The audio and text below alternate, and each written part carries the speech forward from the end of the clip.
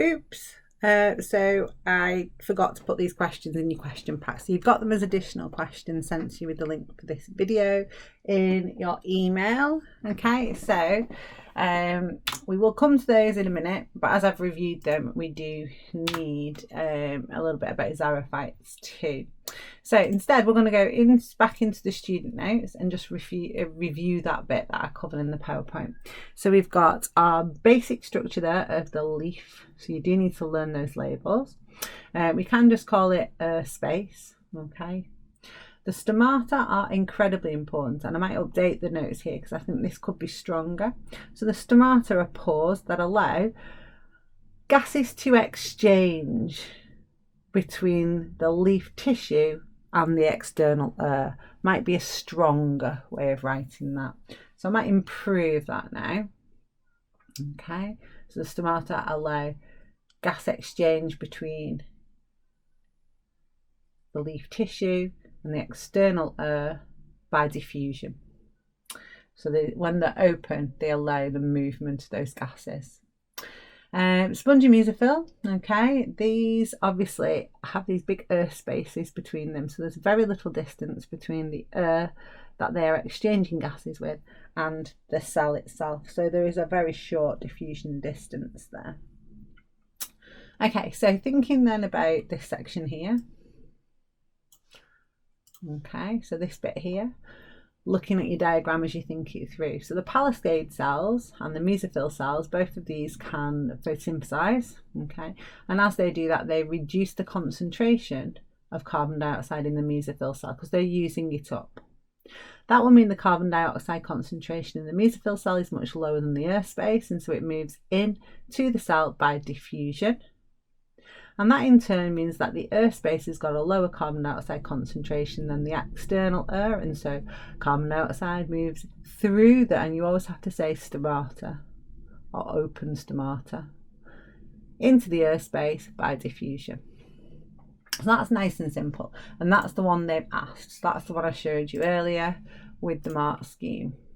So that was the exam question, the only one that's been asked on the new spec about this process so far. Okay, so then we have the opposite movement. So this is our oxygen. All right, so in your keynotes, you're looking at this section here. And what we're saying is the opposite is taking place. So when you look at the diagram, the palisade cells are photosynthesizing, they're producing oxygen. That means that the mesophyll cells have got a higher oxygen concentration than the air space. Oxygen diffuses out of the cell into the air space, raising the concentration of oxygen in the air space above that of the atmosphere. So when the stomata are open, oxygen diffuses out by diffusion. So it moves out by diffusion through the open stomata. This process depends on light. So this is because of photosynthesis, and so that is when light is available. If there's no light, then that process stops and that gas exchange also stops. Remember, the cells will still be respiring, so you might then get alongside the cells, alongside the leaf, an increase in carbon dioxide compared to normal because it's not being used by photosynthesis and it's still being produced by respiration. So back to those points to ponder now before we look at the xerophytes. So during the night time, the examiner likes to do this. Well, they did on the old spec. We haven't had these difficult questions yet, these AO2s. During the night time when it's dark, the carbon dioxide levels around the leaf are higher than during the day. Why? Well, dark means no light, so no photosynthesis. You get a mark point for saying there's no photosynthesis. Therefore, carbon dioxide is not being used, yet it's still being produced because the plant cells still respire, and that's why it would go up compared to the day. If you measure carbon dioxide levels at different levels of the plant, actually in the daytime when it's light, up near the leaves is where it's lowest. Remember, the whole plant's respiring, so producing carbon dioxide. So the roots, they don't photosynthesize, but they still produce carbon dioxide through their respiration. So down near the ground, that's going to have a high concentration of carbon dioxide because of the respiring roots. As you move up towards the leaf tissue, however, photosynthesis is taking place, and so there the carbon dioxide is being used by photosynthesis. And that would mean that it'd be being taken up from the surrounding air by gas exchange, leading to a reduction in the level close to the leaf.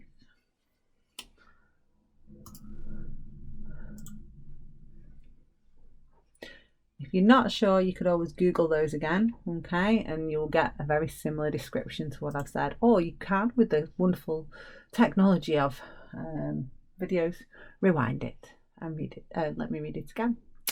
Okay, so final part is the xerophytes. Okay, so you know about the xerophytes already. You know that they are cacti, or you've met them. Sorry, this PowerPoint's going slightly mad. You've met them as cacti, okay, and as cacti you know them to have very long root systems, large surface area for the absorption of water, but you also know they had common features which were adaptations to reduce water loss across the surface of their leaf as well. Things like spines instead of leaves and rolled leaves. So some other common features: they have a thick waxy cuticle, okay, thicker than other plants to reduce water loss across the surface. They have fewer stomata, and that's what we're hopefully going to do in our practical. We're going to paint the lower leaf of a xerophyte and another dichotomous plant that is not adapted to reduce water loss. And we're going to paint them with nail varnish, let the nail varnish dry, and then we're going to peel it off, and we're going to be able to count the little dimples as the nail varnish will seep into the open pores and take almost like a cast of all of the stomata. So we'll be able to look down the microscope and work out the stomata density of the two plants, and we'll find that the xerophyte has got far fewer. They're also special in their structure, some of them. So they're sunken, so you can see that the guard cells are sunk back from the epidermis in this plant. This is called a sunken stomata, and the plant's trapped moist air within that sunken stomata. And that will mean that when the stomata opens, the difference in water concentration inside the tissue and inside this little moist pocket is not as great, and so you won't lose as much water by diffusion. Same thing is true of hairs around the stomata of a leaf, just like with the spiracles. They trap moist air, again making the difference in water concentration near the leaf much less than further away, so there isn't a steeper gradient for water to leave the leaf tissue when the stomata open. You can also get mark points, but I'd save these for the later mark points for some of your GCSE knowledge as well. So xerophytes have smaller leaves or needle-shaped leaves to reduce surface area for water loss. I'd use that mark point last if I needed quite a lot of marks though, because it's a bit GCSE. Okay, right, brilliant. So let's have a look in your keynotes, show you the section that I'm referring to, and then we'll do these two additional questions that I have found for you.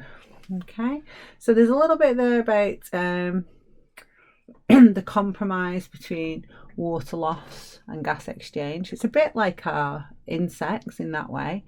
So in the leaf, air space is a saturated water vapour, they're very high in water vapour. As soon as you open the stomata, water will leave the leaf.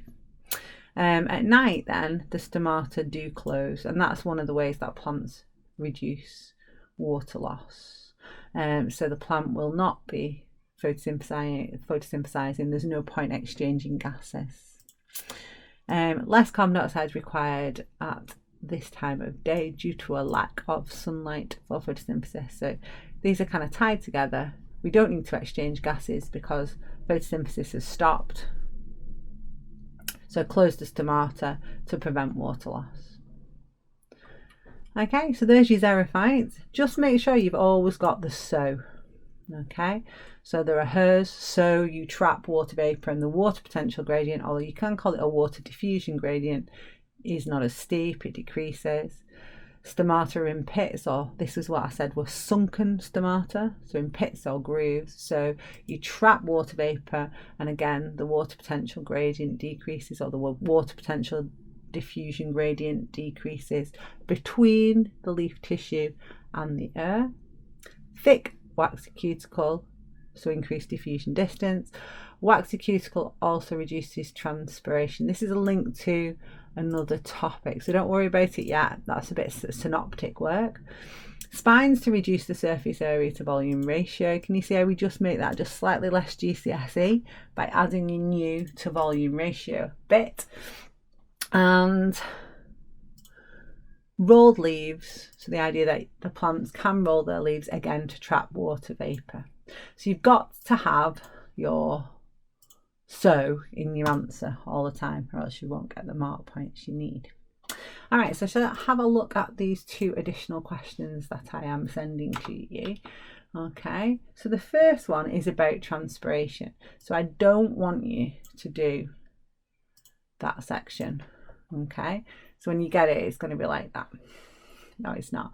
I'll leave it on because you'll want it at some point, but just be mindful you can't do that. So we'll blank it out now at the moment, and we're going to have a look at the second bit of the question. The diagrams show a section through a typical leaf and a section through a leaf from a xerophyte. So this is our typical leaf, and this is the xerophyte. Okay. Now, to help us to do this question, you do need to know what transpiration rate is. Okay, transpiration rate is the evaporation of the water from the leaf. So if it makes it out of the stomata, it will then evaporate from the surface of the leaf in a process called transpiration. So that's the movement loss from the plant tissue to the air. So it's in this topic that we learned about the xerophytic leaf and its adaptations. So we want you now to stop the video and to give me 2 features with the so there that you can see here in the 2. So we've got definitely something you can say about the cuticle if you do a comparison. Okay. And then if you look where the stomata are on the inside there, okay, so if you stop the video there and just have a go, coming up with 2 that you can see. Okay, so I'll show you your 2 mark points. So thick waxy cuticle. Okay, now that we would say would increase the diffusion distance for water loss. The examiner wants that in there now, so the idea is waterproof for the second mark point. So you might want to go back into your keynote there and stick waterproof there.